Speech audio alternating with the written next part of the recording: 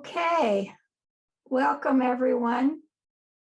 My name is Cindy Stewart, and I am one of the facilitators for our session today. I'm going to turn it over to Marcia Hovey at this point. Marcia, you want to go ahead and Sure. take the session?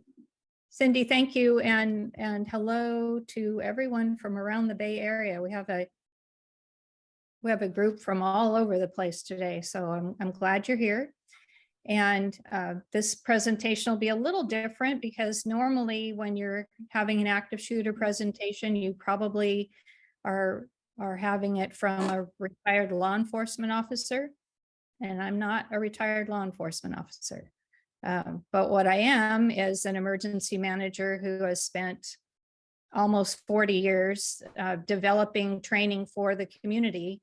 And 10 of those years I worked for West Valley Mission Community College District. And the first day I was on the job, they handed me a video called Shots Fired and said, "We need you to teach active shooter." And so I started to delve into the subject and see what was out there, what needed to be taught to the community to make it make sense for them. And as the years went by, everyone started sending me every single video that exists on active shooters, thinking, oh, well, Marcia should see this. So I've probably seen them all, and I've taken what I think is the most relevant information for community members to plan and prepare. And that's what this presentation is. And even though our beginning music was a little lighthearted, you do have to have a survivor mindset. You do have to believe that you can survive an active shooter. And by making some mental decisions before it happens, we will save lives. So the purpose of the presentation today is we're going to talk about what the threat is, the strategies for. Did you say something, Cindy? Oh, sorry. Okay. Strategies for what to do if you are in a situation where there is an active shooter, and then just a little bit at the end. And there is a whole document that we'll put on the website on preventing violent behavior or recognizing it and being able to intervene before it happens. So from one end to the other. So we'll go through all that today. All right, next slide. I always put this slide up when I'm talking about emergency preparedness because Amanda Ripley wrote an amazing book. It's an amazing audio book too, called The Unthinkable: Who Survives Disasters and Why. And she explains that there's a tiny little gland in your brain called the amygdala. It's your fight or flight reflex. And what it does when you are faced with a situation that you've never experienced before, it can't decide if it should fight or flight. And so the more that you think about what if situations and put those decisions in your brain, the faster your amygdala can grab onto an appropriate response to a situation. Next slide. And we're going to start just by watching a video that many of you have probably seen. It's been around for quite a long time now, developed by the Houston Police Department, I think, but it definitely came from Houston. And I just want you to watch it. And I do ask you that anytime that you receive any kinds of preparedness information, that you challenge it if it doesn't make sense to you. That if it's not making sense to you, then we need to modify our training. And there's a couple things in this video that I think are not, they don't make sense. And we'll talk about them later, but I want you to just watch it with a critical eye on, is this really what I would want to do if there was an active shooter? All right, Cindy. Oh, sorry.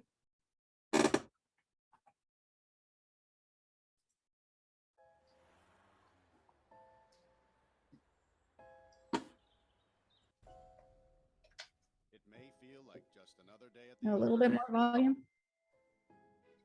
occasionally, life feels more like an action movie than reality. The authorities are working hard to protect you and to protect our public spaces.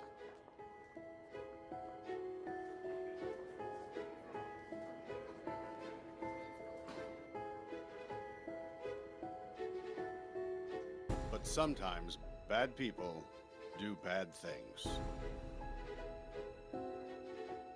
Their motivations are different. The warning signs may vary, but the devastating effects are the same. And unfortunately, you need to be prepared for the worst.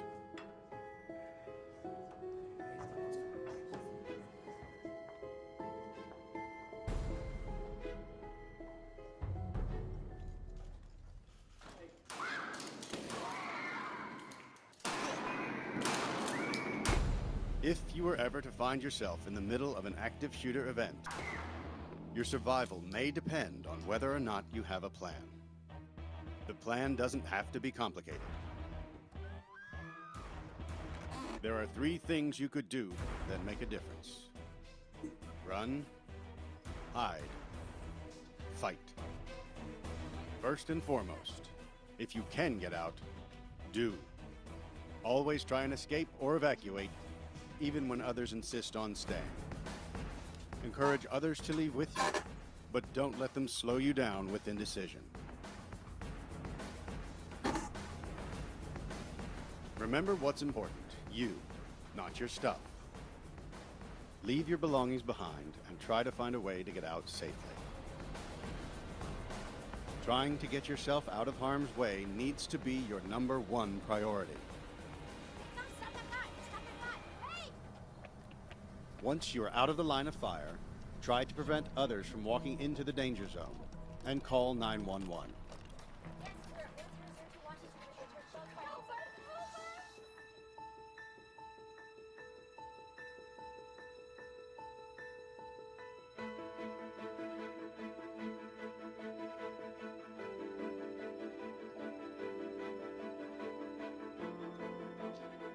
If you can't get out safely, you need to find a place to hide.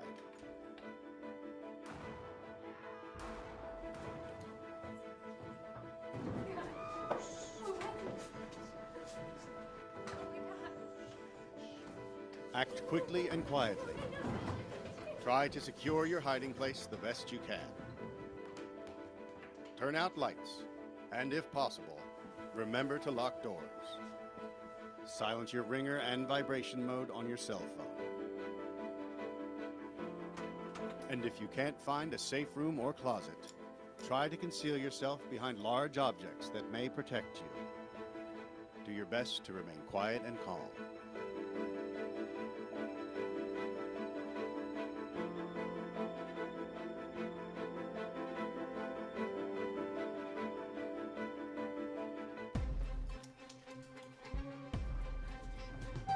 As a last resort, if your life is at risk, whether you are alone or working together as a group, fight.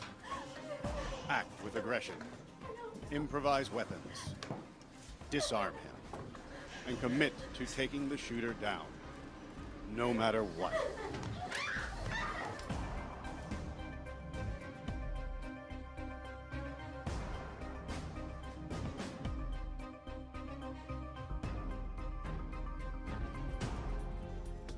Try to be aware of your environment. Always have an exit plan. Know that in an incident like this, victims are generally chosen randomly. The event is unpredictable and may evolve quickly.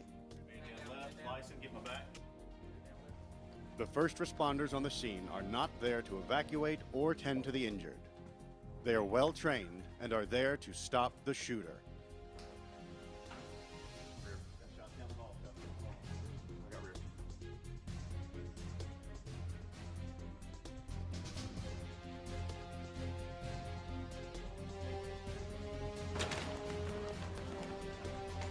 Your actions can make a difference for your safety and survival. Be aware and be prepared. And if you find yourself facing an active shooter, there are 3 key things you need to remember to survive. Run, hide, fight.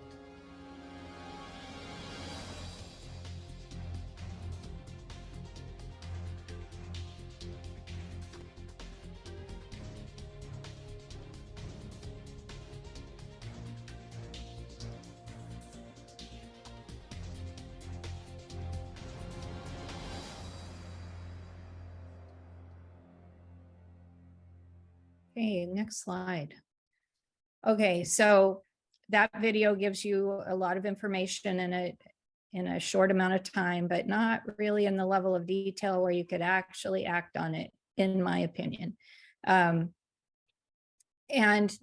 you do have 3 choices. So in some organizations, you might get a message that says lockdown, and lockdown also gives you those 3 choices. It's run, hide, fight, and you pick the one that best fits your situation at that moment. So it's going to be different every single time. And I'm just curious how people get notified that there's a shooter. Is there, in your own organization, in your processing, in your emergency plans, how are you to be notified that there is a shooter in the building, aside from hearing it? So depending on the size of your building, it could be, you may not hear it, but someone else in the building may be aware. Okay, so I see Stephanie, they have an emergency texting system. Someone else says, I'd hear sounds of gunfire or screaming. And the texting system, does everyone have the option to send out the text, or are there key officials that have to send out the text? And you don't really have to answer that, but that's one of the questions. If you create a notification system, people have to be able to access it, because you don't really know at any time where that one person's going to be that normally sends it. Only certain individuals can text. So there's a whole strategy behind that we could talk about at another time if you want to go down that path. But there are a lot of things that you can do to make your notification system more robust. So you might have a PA system, or there might be a speaker on your phones where somebody can push a button and tell you.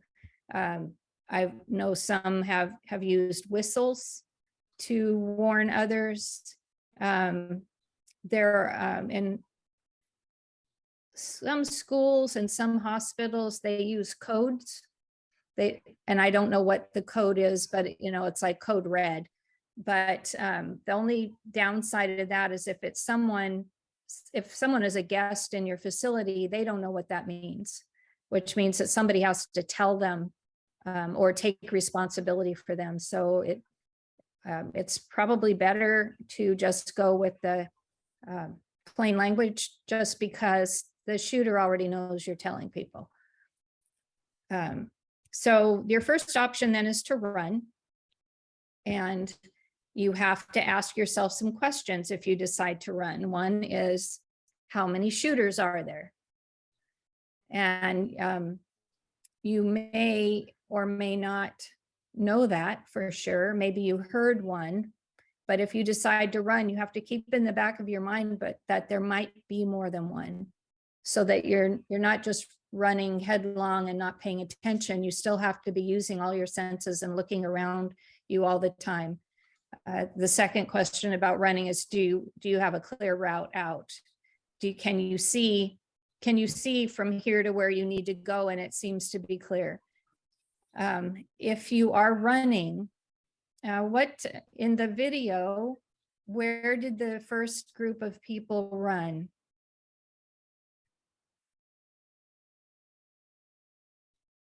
Yes, you are going to have to type.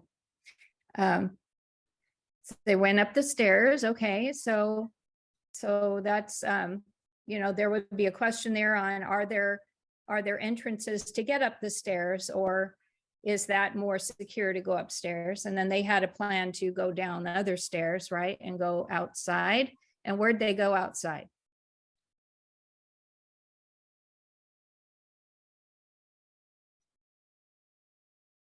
Right along the side of the building. Very close to the entrance, actually.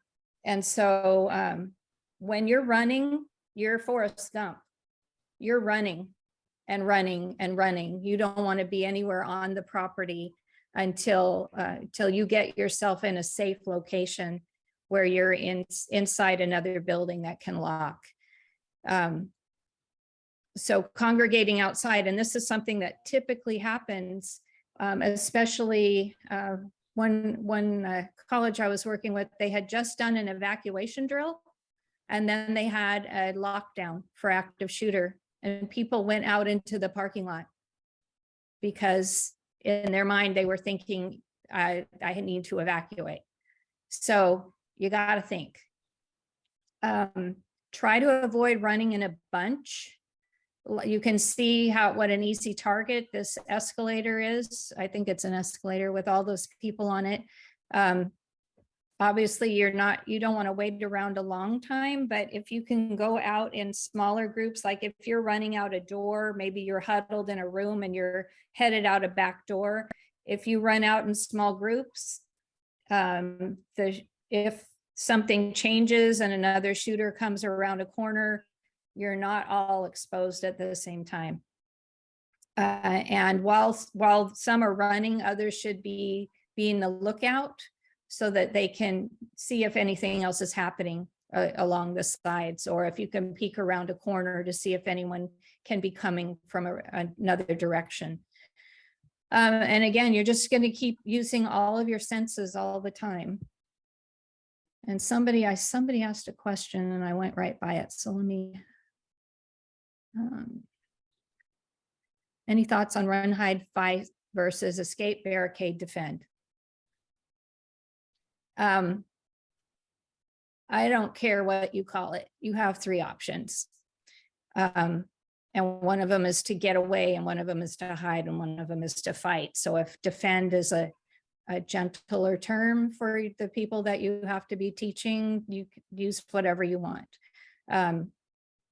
But it's the same. I just, it would be nice if we could standardize terminology. That's what we try to teach people to do, but it doesn't always happen. And, you know, if somebody disagreed that run, hide, fight was not the right terms, then yeah, we should talk about others, but it's the same concept. Let me see here if I had anything else I wanted to say on this. And while you're figuring out what to do, because maybe you're not running instantly, maybe you're gathering a little bit of information first because you didn't hear the gunshots and you're not sure, maybe you're safe where you are. But there is a radio, an app for your phone. It's called 5-O Radio Pro. I've had it on my phone a long time and I don't remember if it was free or it might have cost a couple dollars, but I just used it the other day because my granddaughter's high school went into lockdown and she texted me and said, we're in a lockdown. And so I know that the first thing that you're not supposed to do is drive to the school. And so I went on to this app and I looked up the San Jose Fire Department. San Jose Police wasn't on there. I think they have a more proprietary radio, but fire was. And I knew fire would get an update from police pretty quickly because they don't go in immediately. They wait for the threat to be stopped. And so sure enough, about a minute after I got on the radio, they said, it sounds like it's a hoax. Multiple schools in the Bay Area have received the similar calls. So then it was like, okay, good.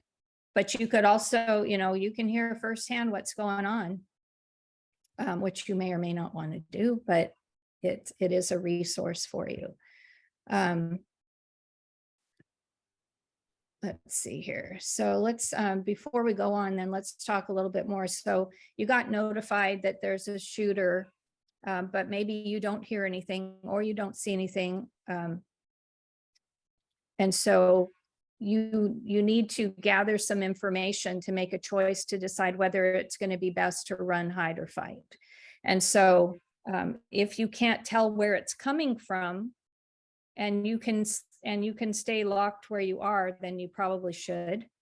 If you are trying to figure out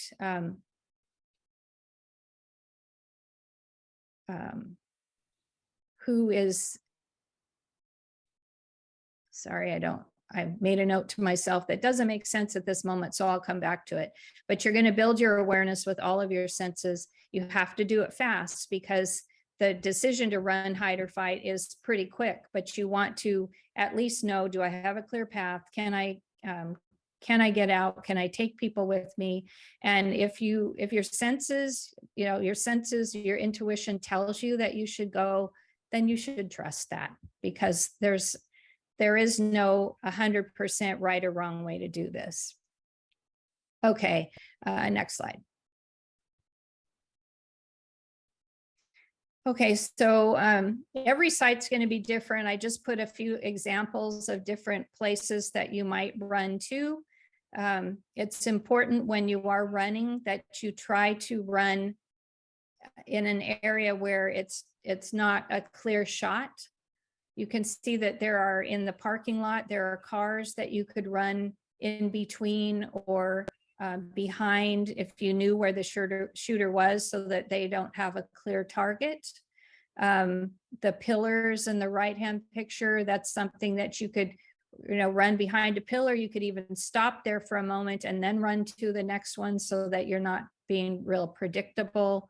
In the open field, it's kind of a scary situation there, but so you really need to decide, how far are you from the shooter if this is a good option. Most shooters aren't that good a shot. And so if you're running, it's the possibility of it being fatal or less if it's long range. Okay. Now in your own planning, you should have discussions about all of the escape routes and where the best places to run or to find cover if you had to be outside. If you have not been told what the procedures are, you should ask. If you need to write the procedures, we can help you do that. And if you just walk through, every aspect of your plan, you want to walk through it. So if you say, well, we're going to run this direction, then walk out there, pretend you're running, and just walk past it and see if there are obstacles in your way or things that you didn't realize were going to be there. You want to know where all of your exits are. And if you have to leave a building, depending on the type of building that you're in, you may not know where all of the doors go because you always come in and out of one. So make sure that you know all of the exits out, and make sure that those exits are never blocked with boxes or stuff. And if they're locked with a key, find out who has the key and explain to them why you need a key if that's a room that you frequent. You want to make sure that those exits are wheelchair accessible. And if you were choosing to run from a shooter, don't just fling a door open and start to run, because you don't know who's out there. So you want to open it slowly in case there's somebody out there, and so that you can slam it shut again. I already said run all the way to the safe spot. Even running, I know this is hard, but try not to be screaming. Just be as quiet as you can and run as quietly as you can, because you don't want to draw attention to yourself. Your own safety is number one. So if you have responsibility for other people, that's a real hard one to discuss with your supervisor, because you don't get paid enough. You're not a first responder. You don't get paid enough to risk your life to save someone else.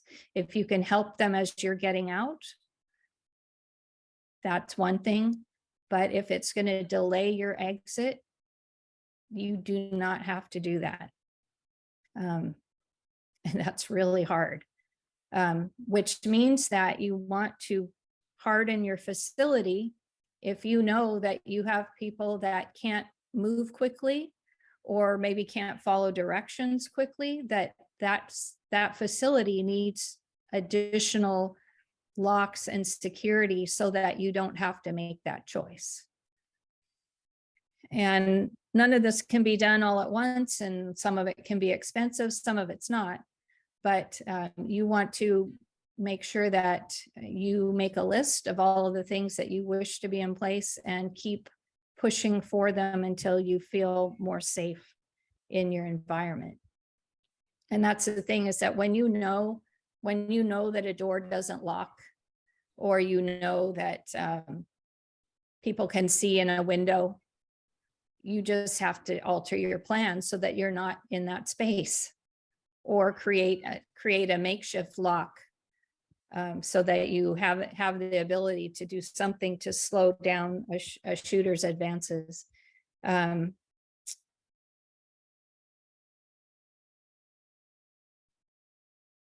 And then once you get away from the scene, you're going to call 911. Don't do it while you're running. And don't assume that somebody else made the phone call. So just call them and start to explain to them what's going on. I emailed everyone that was registered a document, and I don't know how many of you saw it in advance, but a lot of what I'm telling you is on the document, because I didn't want you to have to take a million notes. There is a list on the document that tells you what the 911 dispatcher will want to know about this person, their male or female, their age, their height and weight, their clothing description. Any of that is helpful. And then they want to know about the weapon. If you saw it, was it single shot or rapid fire? Because that makes a difference to them and their response. How many weapons did you see? And if there were cars involved, if somebody shot and then took off, get those phones out and start taking pictures of the car. As soon as you're in a safe place, you can take any video or pictures that you want, and it can help us identify that person and get them into custody as soon as possible. Marcia? Yes, Cindy?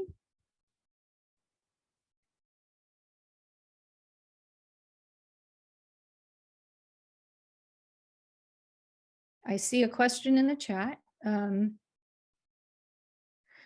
Okay, so there's a comment here about running in a zigzag pattern diagonally. I used to teach that. I was told by a military person that was not, didn't make sense for close range.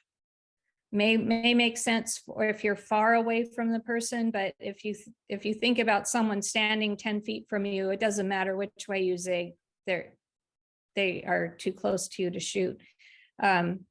Using social media to watch the threats, that's good. Once you're in a safe place, that's Facebook and others are a real good way. Even if you're hiding, you can watch Facebook and see what the status is. If you within your organization, maybe you have a page, maybe it's even a private page, like a group page that you have to get permission to be in, then anyone that is in the in that group can see. You can tell each other where you are. You can tell each other if you're okay, and it is a way to make sure that people are safe, or even to do a head count. What's your thought on distributing non-lethal safety tools to staff, such as pepper spray? I don't have a position on that. Later on, we're going to show you another video that it talks about getting a tactical advantage on a shooter, taking them by surprise. This could enhance that, but it could also backfire on people. So it depends on who you're handing that to and how much you trust them to point in the proper direction.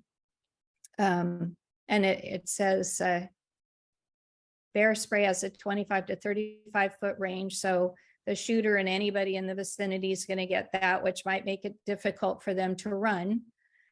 Pepper spray is about 10 feet. So you still, if you're in a crowd, if you take the shooter down indoors, you may have pepper spray in your eyes too. And then how are you going to subdue this person? So I think you have to really think that through. And it depends on who your audience is. It depends on, if it's if it's a group of people that are comfortable with using those kinds of tools, by all means.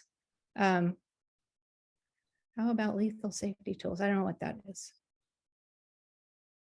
Was there something else, Cindy, or were you just telling me about the, okay. So here we are, run.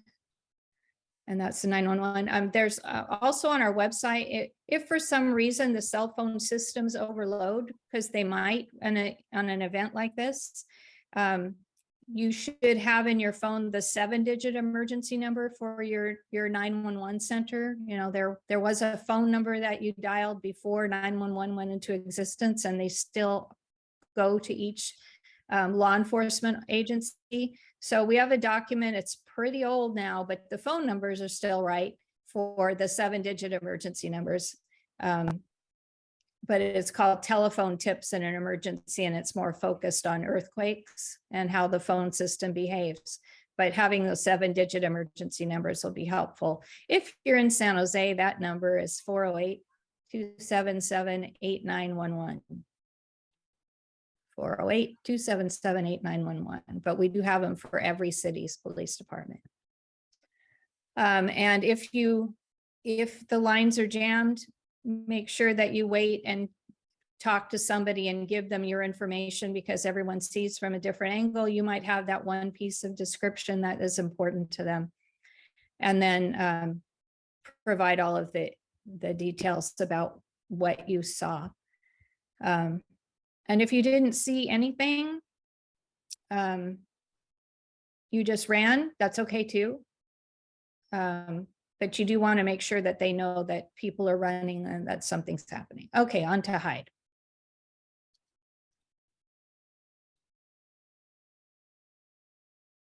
There. Okay, so none of these pictures are my favorite. And I put them here just because I want you to think about when you're hiding, you want to be able to have a plan B. So if you're sitting under a table or crouched in a back corner where there are obstacles all around you, you may not be able to run or fight, which are the two other options that you might have to consider depending on how the situation changes. So you really want to, when you choose to hide, and again, remember, we're talking about your offices now or your classrooms or wherever you are. So you're making some advanced decisions now on where you could hide, and you might be repositioning furniture so that you have a better option of hiding. But you need to make sure that you still have a clear path to get out. You need to make sure, can I be detected? So have somebody else say, I'm going to go to my hiding place now. Tell me if you could see me. As you're walking by, pretend you're the shooter, walk by my cubicle. Can you see me where I'm hiding right now? No? Good. Well, then this is a pretty good plan. Can you fight from that location? So if you're sitting, really hard to kind of bounce up and take an aggressive stance. But if you were crouching, you'd be more likely to be able to fend someone off if they came up to you. So that's another thing to think about. So always thinking about what's that escape plan? What am I going to be able to run? Do I have to fight? If I have to fight, what am I thinking about right now? What's my mental plan? And then this is the worst one. It's like, what do you do if the fire alarm goes off when you're hiding? And there have been a lot of shooters that know that everybody's locked down and hiding, but they also know that we're creatures of habit. And when the fire alarm goes off, we evacuate buildings. So if you don't smell smoke, if the fire department doesn't start yelling on a bullhorn to get out, I would not leave, because it's likely a trick. Any questions on that one? Okay, go on to the next. This is some ways that you can barricade.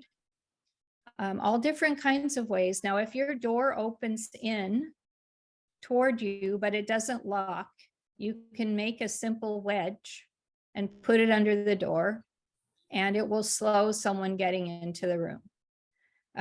Some of these other things may or may not work. But this is people, thinking in the moment on how they're going to keep their door from opening without really planning ahead of time. And so if you decide that there's a certain way that you're going to keep that door from opening, you need to have someone stand on the outside of the door and you set up your plan and see if they can push it in. Now, I'm not telling you to destroy public property, but, push it hard enough to see if it seems like it's going to do its job or not. There are all kinds of clever ways to keep doors, as particularly doors that open out, from being opened out, because that's the kind of your most vulnerable, is like, how do you keep it from opening out? Opening in is pretty easy with a wedge. And double doors is the challenge too. So I know at West Valley College or actually Mission College, and I'll brag because they did a lot of planning, thinking about what to do. And this thing that the gentleman has in the center, it's, I don't exactly know what it is, but it's a couple of pipes, rounded pipes. They created something like that. Their facilities department did, that slid into the push bars of the doors, because it was double doors and they opened out. And when you put that in the push bars, the doors wouldn't open. You could not open them. And it barely cost anything, and it was effective. So you don't have to spend a lot of money. There are a lot of companies out there selling things. So if you have money, you can do that. You can change the locks someday. You can make the doors open the other direction someday. But today, this is what you have, whatever you're looking at in your building right now. And so you want to think about, how could we prevent this door from opening? The field of vision. So when you're hiding in a room that has windows, you want to test what the field of vision is for someone walking by that room. So if they walked by and peered in the window, there are certain blind spots in the room, and you would want to, that's where you hide, but you may not know where they are unless you stand outside the room and look. And that, again, this is a test the plan. You have somebody on the outside looking in, and then you hide against the wall. Sometimes it's hiding against the wall right next to the door, but that's a blind spot when you, but you want them to look and say, yeah, I can see you, or no, I can't. And then you can position yourself where you're not being able to be seen. Sometimes in like meeting rooms, there are blind spots. There are little cubby holes. And so some people can hide there, but if there are 50 people in the room, they're not all going to be able to hide. And then don't get me started on the rooms that have been built with glass walls. Because I don't know. Colleges with classrooms with glass walls. They didn't consult me, I'll tell you that. But if you have glass walls, you might want to invest in some kind of a coating that will make them not visible, at least halfway up, so that people could actually crouch down next to the window, but not be seen. And again, you have to test that. Let's see, no more questions. And let's see, I think that's, also have, windows should always have blinds or some way to quickly cover so that people can't see in if the windows are low. You can, mini blinds, you can twist them so that you can see out, but people can't see in, and just test that to make sure that you know which way to do that. And then like in classrooms, sometimes they'll have posters next to the window, if it's the window to the door, and then they just grab the poster and cover up the window. There are all kinds of ways that you can do that. Turning off the lights, silencing cell phones, all of that is important because you don't want anybody to give away your location. One note, I'm just reading my notes here. One note about barricading doors like this. The fire marshal's office says this is illegal. Just want you to know that. Because you can't block a fire exit. And it's like, there's a friggin' shooter in the building. I don't want them to come in. But you have to be able to move it away if the fire starts in your room and you have to evacuate. That's the best I can do for you. When the police come, if you're hiding, don't jump out of your place and go running at them because they don't know if you're the shooter, if you're pretending to be the shooter. Don't point at them. Make eye contact and just stare at them until they tell you what to do. Very likely they're clearing the building. So as they go room to room and they don't see anyone with a gun, they will quietly point you out in an evacuation route. That should be staffed by police officers all the way out of the route so that you're not running out into the open and there's nobody out there to protect you. I'm saying that because I've seen that not happen, and law enforcement needs to make sure that they're thinking about the protection of the people that they're evacuating. Let's see here. Another thing when you're hiding is that someone may be injured. And if they're injured, you're going to be the person to help them.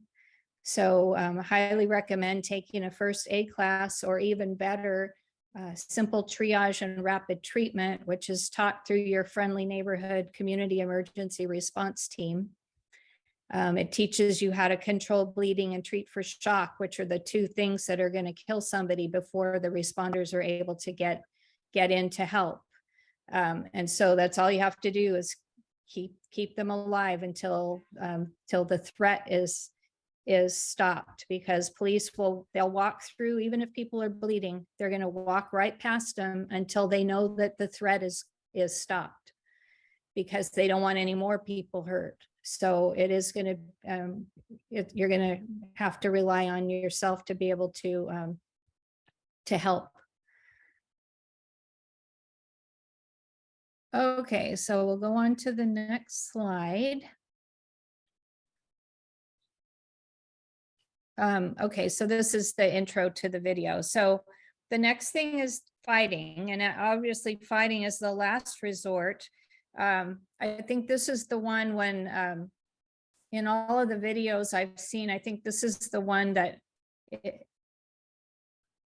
is the weakest. That there was a FEMA video at one time, and I don't think it's out there anymore, but they talked about if you have no other choice, you must fight.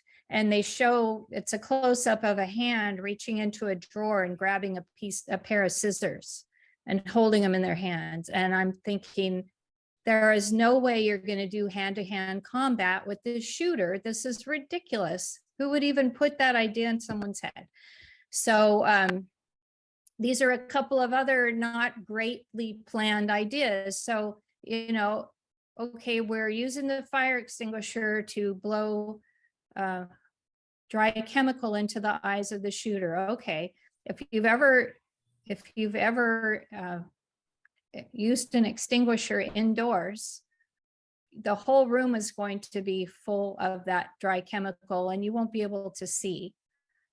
And the guy's standing right in front of the shooter and the shooter's hands aren't tied or anything. So he's sacrificing himself for the other. So I don't think that's a good idea.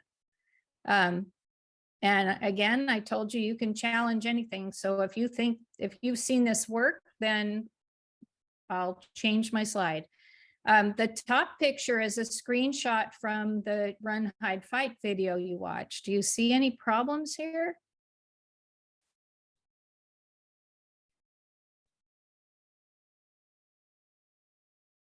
Now, if the if the guy on the left hits him with the fire extinguisher, okay, that might be good. But if that's happening at the same time, this guy with the chair is swinging across the front, he's going to take out his friend and everybody's going to go to the ground. And then these other two, I don't know what they're throwing. But there's a better way. And that's what so whatever you decide is your fight plan, you need to practice it. So do a drill in your office and let somebody play the shooter and have them come through a door and say bang, bang, and let everybody do what they need to do at that moment. And they'll each have different choices depending on how close they are to the shooter. So if somebody's there and they think they need to fight, then you don't have to actually take them out, but say, this is what I would do right now, to mentally show yourself what you would be doing. Wait, I have to read. I love these comments. Concerned about the gun going off when when the assailant is struck. Yep. And those, yep. Don't hurt them though. Yeah, don't hurt them. Thank you. We think alike, Cindy. Don't hurt them when you're testing. Yeah, don't hurt them when you're testing. But when you actually are in a life and death situation, yes, you absolutely are supposed to hurt them. Okay, so we're going to watch a video now. I don't remember where I found this video. It's on YouTube. I think this guy's amazing. His accent is a little hard to understand, but it doesn't matter if you understand him or not.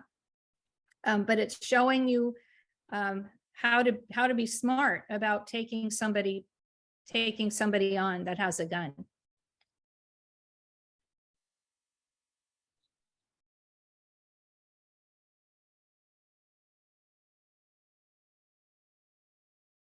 And I can't hear that.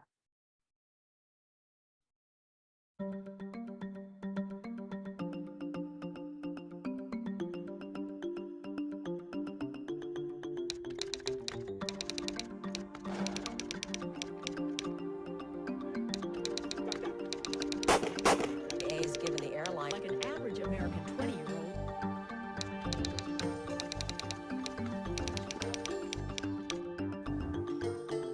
Basically, what we're dealing with here is a last resort survival measure. The active shooter or the terrorist is on the premises shooting people.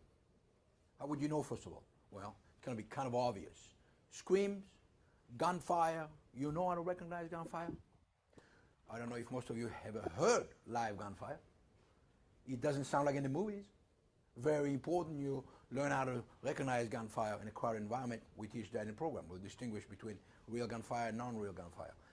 You recognize gunfire, you're hearing screams, perhaps you even see casualties or injured people. You see people running away. You are not able to run away and make it. Why would one not be able to run away and escape? Because you're trapped. Let's talk about responding to an active shooter and the timeliness of it. How long do you think it will take you, all of you, to get off your chair from where you are right now and make it to me. Ready? If you were running for your life. How many seconds? I guarantee you, top 3. But I don't want to guarantee it. I want you to do it. Boom! Very nice job. That was excellent. I knew I could count on UCI for all this. That ain't good stuff. Fantastic. Very nice. Now, once again, would you be prepared to do that? Well, guess what? I think so. You're hearing screaming. You're hearing shouts. You're hearing gunfire. Are you going to know it's coming? It's getting closer and louder. This thing is locked down. Sure you will. You'll be ready. But I'm not proposing that you'll wait sitting in your chairs like that. That will be for a surprise entry to that door that will be totally unexpected. Not going to be the case. I will teach you where to stand and how to position yourself so you have a tactical advantage versus a shooter coming to that door. So when he comes to that door, he's not going to go and then come in. Okay? He's coming in. He's looking to kill. He's looking for the target. He won't see these two sides. You have a coordinated action coming on him. One of you, at least one of you, if not both of you, are going to be successful at, hey, again, not putting a handcuff on the guy and arresting him or killing him. No. Stopping him from shooting, bringing him to the floor, and containing him on the floor so he can't continue his violence action. Very simple. Okay? Since we're going to use 2 examples here. One is on this door that has one side only, and then 2 is that door that has 2 sides in the event that you have 2 types of scenarios that come at you. And that's why I use this classroom as well, because it's 2 kinds of door. Now, what will help you, because obviously not the whole classroom needs to be here. Who is going to make contact? The first 2, top, first 2. So 2 people on each door, on both sides of the door. No, wait, no, yeah, I'm explaining and then I'll call you. Okay, one. Second, what does everybody else do? Where? No, where would you be? In front of him? You just learned a big lesson. When he comes in, he's looking straight ahead. He's looking straight ahead. So safety says anybody who doesn't have a role, and many of you shouldn't have a role in this case, get out of the zone. Get out of the kill zone. So go there. In the far corner against the same wall he comes to, or that far corner. Definitely not in front of him. But there is going to be a few of you that are going to be required to do one very important thing that's going to assure the success of those by the door. And that's attracting his vision and attention on them by throwing object and running across the room in the opposite direction, if you can help it, than where the attackers, defenders are going to be positioned at. So if I'm coming here, you don't want me as a shooter to turn and look here, right? What you're going to do, you're going to go like that and throw object running this way. I'm coming this way, bam, that's it. Now how much time do I have, honestly, when I come to that door? 1 second, baby. What? So we're talking, time has now shrunk significantly for the shooter to be able to be shooting effectively. So just practice with me one time the drill. Here, no, come here. 1, and then you, right there. Good. What will help you a lot is actually push the knee here. Yeah, because that will collapse a lot easier than my entire body, especially if I'm strong. So just aim for the knee. You see that? That's what. Try one time. The knee. Yeah. Oh yeah. Much better. Nice job. Shots fired in the corridor. Shots fired in the corridor. Nice and safe.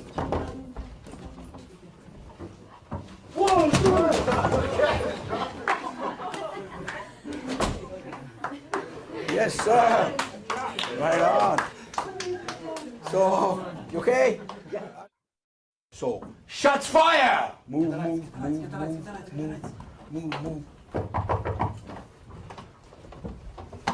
2. You good, Steve? Yeah, good. All right. So, what did you shoot at? What's that? What did you shoot at? One shot in the middle. It was one person, one shot. You did see a person. You managed to see a person. Well, it was dark, so. All right. I don't know. Now, did you notice that? Yes, Did that throw you off any? for sure, because I had to look around it, Right. for sure. Okay.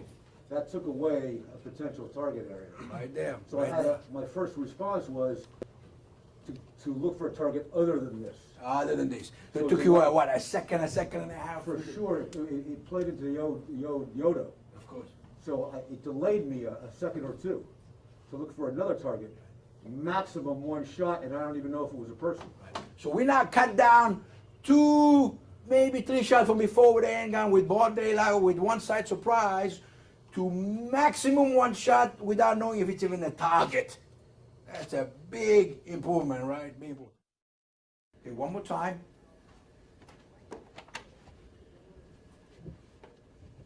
Shots fire. Shots fire.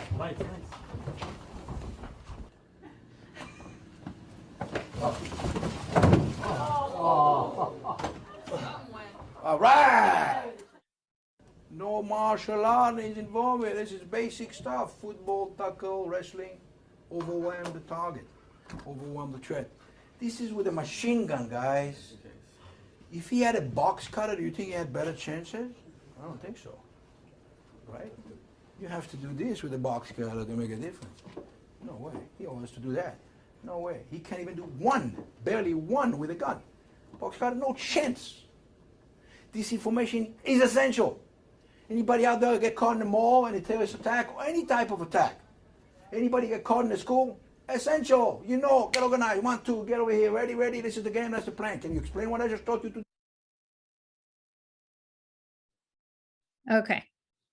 So I love this video for a couple of reasons. One, because he uses a couple of young ladies to take the shooter down. So it just proves that if you're hitting somebody in their knee, if you're taking their legs out, you don't have to be the strongest person in the room. Pretty much anybody putting their full body weight on someone's legs like that will take them to the ground. And then these simple strategies. So if you're, especially because you feel vulnerable if you're in a big room, there's no place to hide there. But when you put up a table like this, when they walk in, they're going to stop for a second because their brain is trying to process, what is that? What is that there?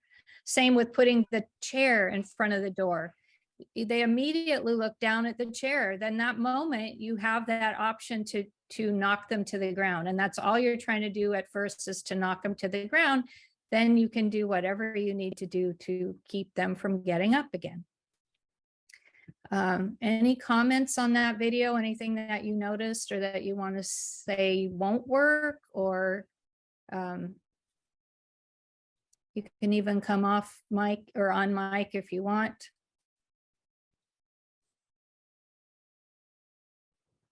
I feel like it makes it very doable. Some offices though, remember I keep saying test your plan. Some tables are bolted to the ground and some tables are too heavy to lift. So don't just say, oh, we're going to put a table up. You need to practice doing it so that everybody understands. And if you are in an office setting where you have cubicle mates or others around you, you need to talk about what this would look like, because you don't all have to take the person to the ground, but the moment they hit the ground, you all have to be on them in order to keep them on the ground. And there are female shooters, so if I'm saying him too much, I apologize for that. But this, I mean, think about other tactical advantages. You could be standing on a table beside the door when they come in. You can jump onto their back when they come through the door. You're not going to get shot. You have the ability to grab, put your fingers in their eyes, any number of things that you could do if you couldn't just crouch by the door and take them out that way. So I just like this video because I think it gives you a lot of new options. And realizing that, some of those tricks that you see on TV might actually work. When somebody, is real slick and they catch somebody by surprise, it actually might work in this situation. And if you're all in there, you don't have another choice. Remember, you have no more choices. Let me look at my notes here. So you do have to, if you take on one of the roles of the person that's going to take them out at the knees, you must not have any doubt in your mind that you can actually do that. You have to be fully committed. It's not like, oh, gee, I don't want to hurt him. It's like, yeah, you do. This person came in there with the intent to kill people. If you care anything about yourself or your friends, you absolutely have to fully commit. And it is life and death. So remember in the first video, the Run, Hide, Fight video, the lady that was in the office that was kind of melting down. She kind of, just kind of melted to the ground. Don't pick that person as the one that's going to take him out at the door. People that are, that are panicked or don't handle stress well, that's absolutely fine. You need to know that about yourself, and don't ever let yourself be assigned a key role. Just make sure that you know how to get out, because the moment that shooter comes in and is taken to the ground, the others that don't have a role could run out the door. You don't have to all stand in there, but you do want to make sure that this person is definitely not getting up again. I already talked about that. I always talk ahead of my slides. I don't know. So once they're on the ground, again, that fire extinguisher would come in real handy, because you do not want this person getting up. You can knock them out, whatever it takes. You want to pin the hand down that has the gun in it, and then kick the gun away, put it under a trash can.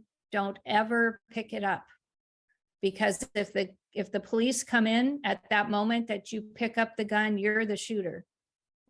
So it's just get it out of the way so that nobody can touch it, and that you can tell the officers where it is when they come in.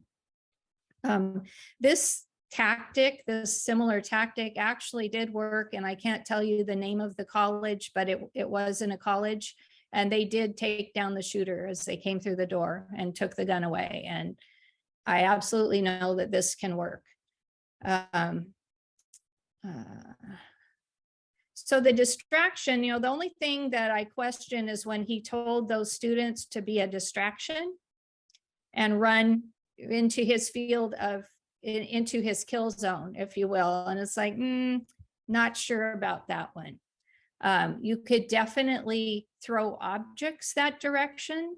If you were, it's possible that you could run that way, but then hit the ground immediately, so that it only takes that moment to turn the head. You don't have to keep running. It's just enough to make them. Sorry, I was reading chat at the same time. To get that distraction there. So you may come up with other ways to cause a distraction in that corner that doesn't require a human person to be there. Use your creativity. This sounds like a liability lawsuit if it's part of a formal procedure. You know what? It doesn't have to be part of a formal procedure, but if your organization isn't showing you how to defend yourself, these are strategies that any individual could take and would be fully within their, the decoys, sorry. I think that one needs a little work, unless he had something else in mind and it just didn't come across well on the video. So yeah, but the strategies for you as an individual who might be in a theater, who might be at the mall, you don't know where you're going to be when this happens. And so having some ideas and being able to tell people, quickly, you guys stand over here, you stand here with me. When he comes through the door, we're going to grab his knees. Got it? Go.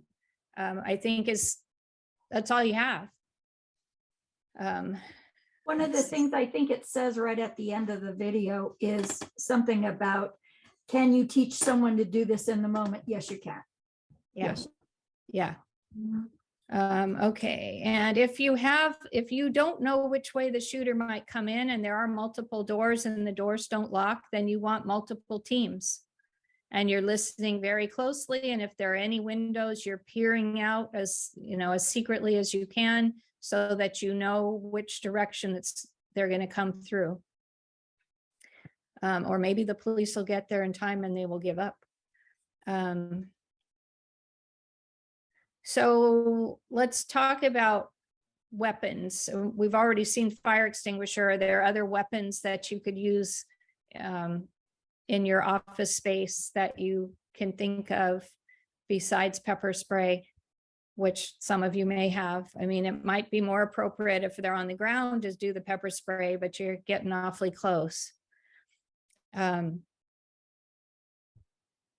So a heavy object enough to hit them in the head is probably the best, because the goal is to get them on the ground. So anything else, you're not doing any hand-to-hand combat, and you're never coming at them face head on.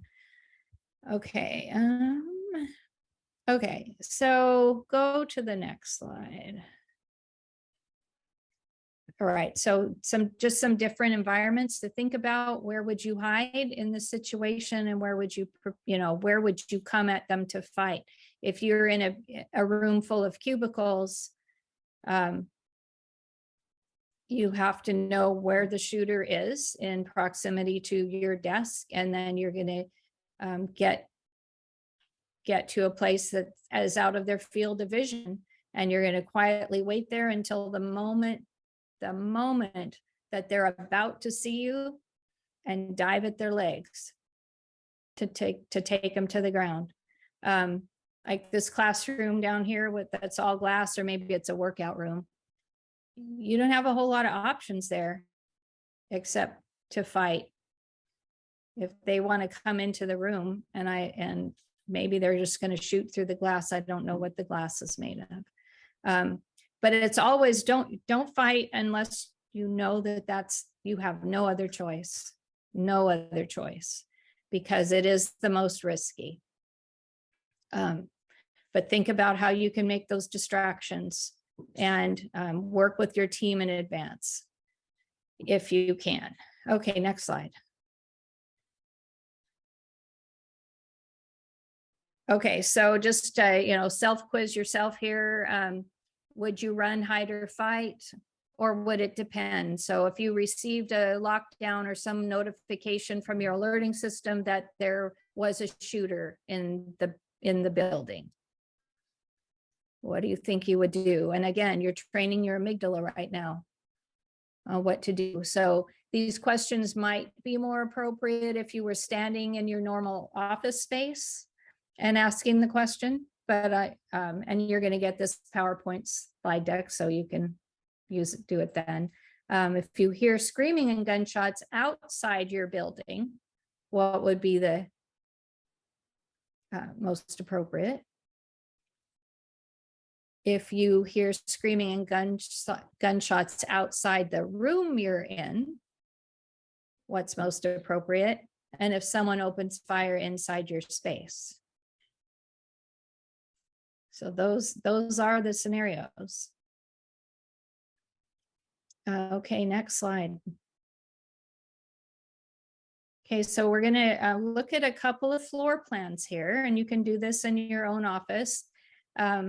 So different, you want to look for the vulnerabilities and see what you can fix easily, and then what might take a little more time. So you see the blue arrow at the top, that's the shooter coming into the room. So what do you see? Who's the most vulnerable person in this space? You can either take yourself off mute, or you can put it in the chat, either one.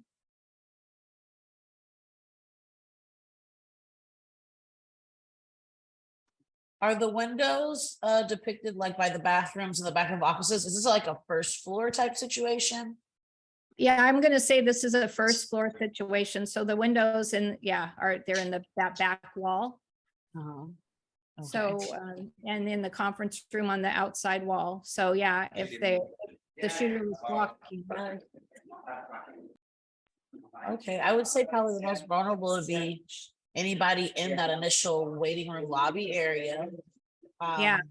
You know, at least the receptionist would hopefully be behind the desk. Maybe they could try to duck or throw something behind the desk, like a heavy common office item or something. But definitely the front lobby would be most vulnerable. Yeah, and so in this scenario, for sure, that any lobby receptionist that has no protection is at high risk. Even if they duck down. So, I mean, they have one option to fight. And so they're going to duck down and guess which way that shooter's going to walk past their desk. And they have no other option but to dive at their legs and hope other people hear him hit the ground and or her and come running. Okay, anybody else see? How about the doors? The So- fact that the conference room doors open outward would be a challenging situation. Yes. But the fact that there's a rather large table and a higher chance of there being multiple people in there to help work as a team might be a good thing. Because you might be able to maybe barricade the door with the table and chairs while you use another chair to break out the window and get everybody out that way. Yep. Yeah, and now if the shooter is already in that space, I don't know if there are windows on that side, but yeah, I mean, definitely good catch that the doors are opening out. So you need a plan to be able to quickly lock those doors in place so no one can get in. And then the second part is, well, what do we do? Well, is the table enough to will it block the window so they can't see in, and then you can figure out how to get out? Do the windows open? Do you have to break them out? What tools best would be used to do that? The bathroom doors, John says, probably have interior locks. I hope they do. In bathrooms, that's a good place to just lock yourself in. And the offices all have maybe locks, but they could wedge the door too. And it's pretty easy to just keep a wedge inside your room so that you can quickly shut it. I mean, it does, as much as we like our doors open, if you have any reason to think that there's a higher threat in your office for whatever reason, maybe you keep your doors shut, just as an extra layer of protection. Yeah, so that's good. It was mostly the doors that I wanted you to see, because in any room that you go in, if you're assessing it, that's one of the first things you look at. And then you would look at the windows. Can the windows be covered up? Are they at a height that an average person walking by would have to really struggle to see inside? Is there a field of vision? You know, is there a blocked field of vision so that you can crouch down in the room and not be seen? Fridge has wheels to roll and tip over to block the door. Okay, that's definitely going to secure your spot for sure. Okay, good. Let's go to the next one. Okay, this one's bigger, more complicated. They're coming through the back door. So different people will have different options, won't they? So if you were in one of the offices on that back wall, what would you do? And that garden area, I'm guessing it's probably mostly glass. And then we've got, let's see, we've got a little office, a boardroom, a reception in the front, and some cubicles off to the side. Finally, the receptionist can be saved. Yeah, that's right, because when the receptionist hears that shot in the back, they're out the front door. That is the best choice. And so many of the people in the front offices, that will be their best choice, is to get out the front door. the ones in the back are going to have to hide and or fight. Anything else you see?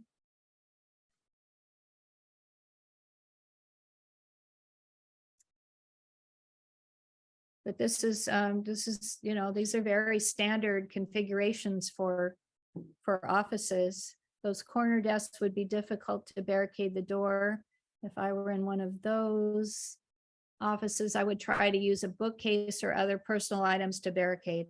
The difference between cover and concealment with the vegetation, yeah.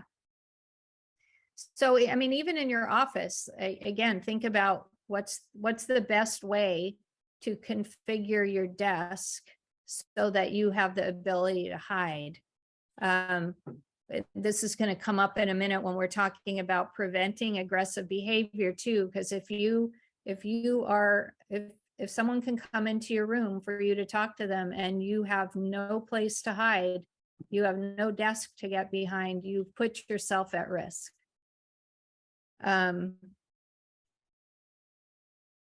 Yeah, so the places to, let's see, where could you crouch if you were in one of these rooms that if the shooter's coming in the back door, and let's say they walk to the right on the screen, so they're walking toward the cubicles. It's possible, you know, a couple of you might make it into the bathroom. And then the others are going to be pounding on the door. No, they can't pound on the door. A couple of them could run into the kitchen maybe, or run into these other offices on the other end. Otherwise, they're going to have to crouch down and wait for the person to walk by them, because there is no other choice. And don't ever try to attack somebody by running across the room at them. That only happens in movies, or that only works in movies. Okay, one more. Let's see, if you have shard. As you have shared. Oh, as you've shared, test the plans. So have a glass break tool if you're one of those offices. Yeah, because you do want to be able to get out. Okay, next one. Okay, so let's say you're in this auditorium, you're listening to a presenter, and so the bottom of the screen is the dais where this presenter is, and you can see multiple exits. I think they're exits. I want you to, knowing what you know now, I want you to pick a seat, decide where you would sit or where you typically sit when you're in this kind of auditorium setting. And then I'll tell you where the shooter is. And then you can tell me what your choices are. Okay, everybody knows where they're sitting. All right, hit the button again. Okay, there's the shooter. They stood up, pulled out a gun, and pointed at the front of the room. So is anybody sitting next to the shooter? If you were sitting next to the shooter, I likely would be. Nice. So what's your option? Use a wheelchair. Okay, so so you can use your wheelchair if the person is standing, and it will depend. It's going to depend on if the person is facing forward and you can back up and out the door, because maybe their attention is being drawn to whatever's on the stage first. If they are pointing toward the center and you're on the end, you do have the option of ramming them. Somebody coming in now. You do have the option to ram them. That was actually a suggestion that I disagreed with. That was by Cal OES and their Office of Access and Functional Needs. But it was more implied that you were rolling across the room to attack, which I totally disagree with. But if you feel like the wheelchair could become the weapon, then you don't have another chance. Playing dead, there's not much you can do, okay? It's a flat auditorium. It's on a slope. I have a manual wheelchair. That would be, yeah, cannot ram backwards. Okay.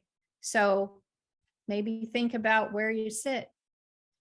If you, and always be aware of your surroundings. And if somebody comes in and they look uncomfortable, if they're sweating, if they're fidgeting, if they've got a bag or anything that just doesn't seem right, go to another part of the room. You don't have to leave, but just go to another part of the room. So if you were sitting in the back row, like the first 5 in the center aisle there in the back row, you're just running out the back door, right?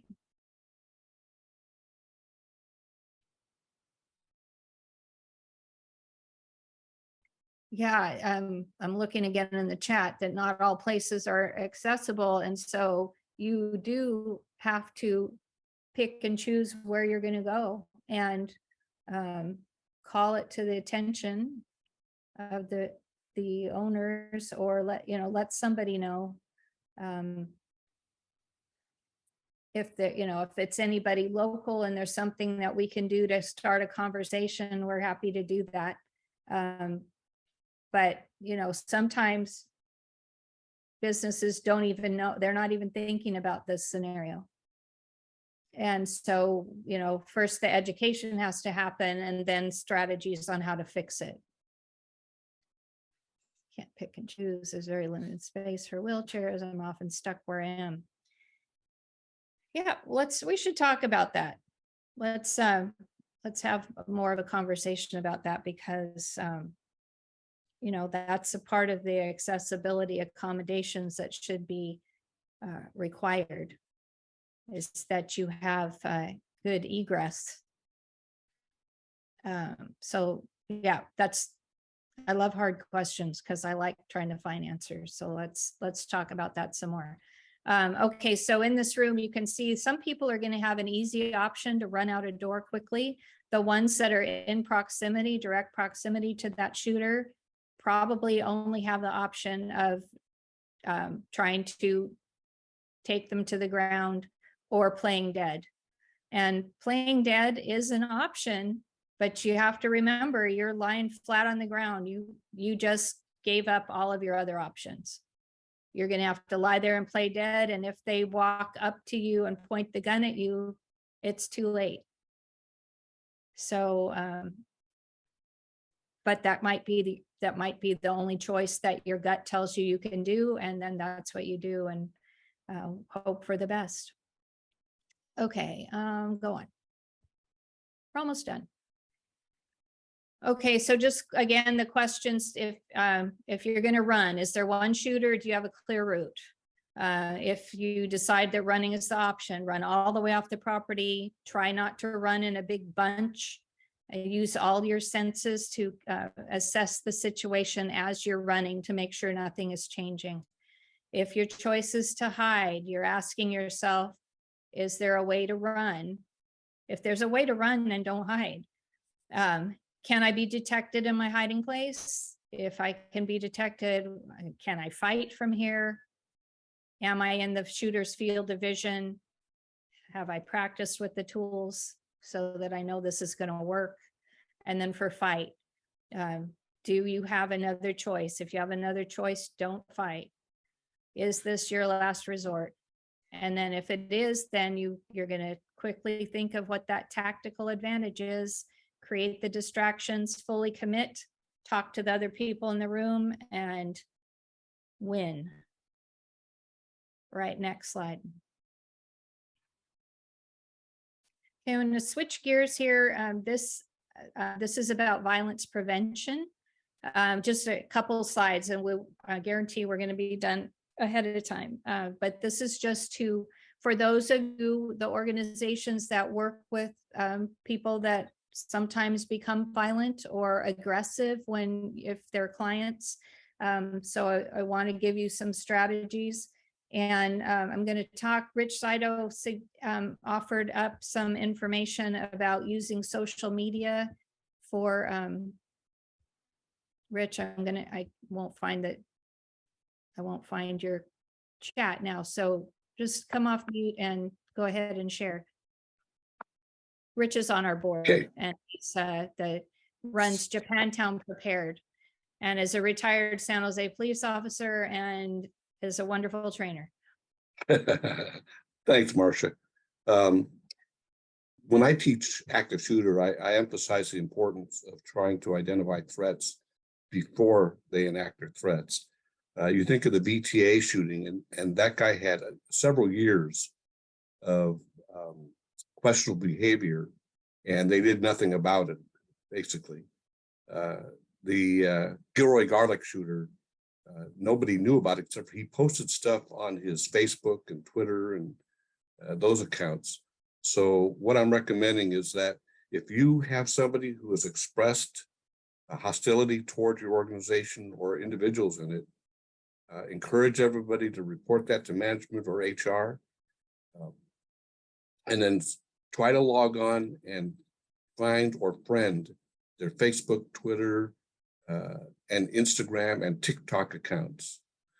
You may see them post things that are saying, you know, I just can't take it anymore. I'm going to do this or that. And then I posted a couple of the other social media channels, Twitch, Discord, Roblox, DLive, Steam, Gab, Daily Stormer, 4chan, White Power Worldwide. Those are all kind of anti-social media sites. And a lot of them are very involved in expressing and trying to strategize attacking different groups for different reasons. Some of them are white power, some of them don't like religion, or whatever it is that your organization is doing.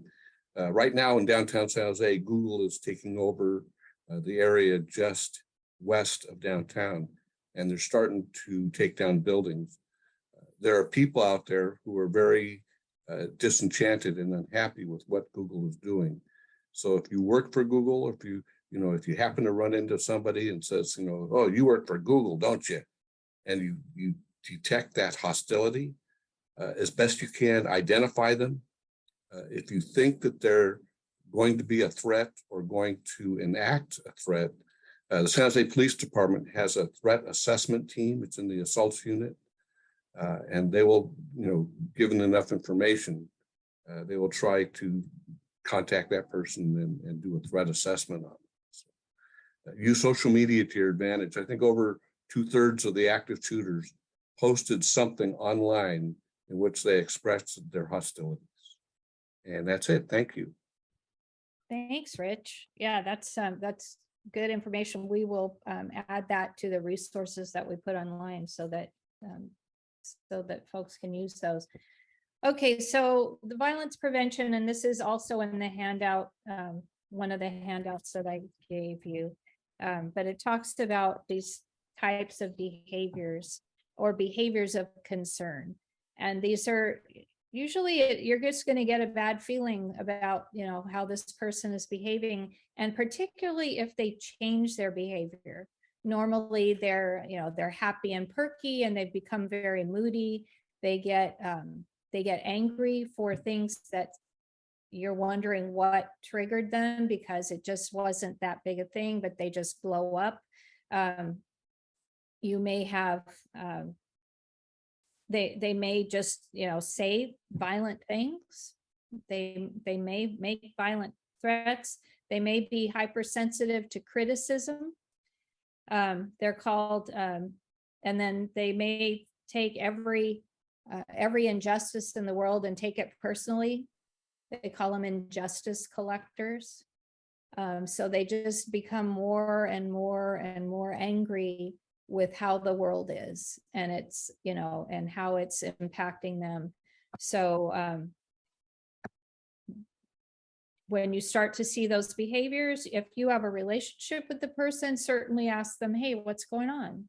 Something's changed. I noticed a change in you. Has something changed? Because all shooters didn't really want to do that. They just didn't know what else to do.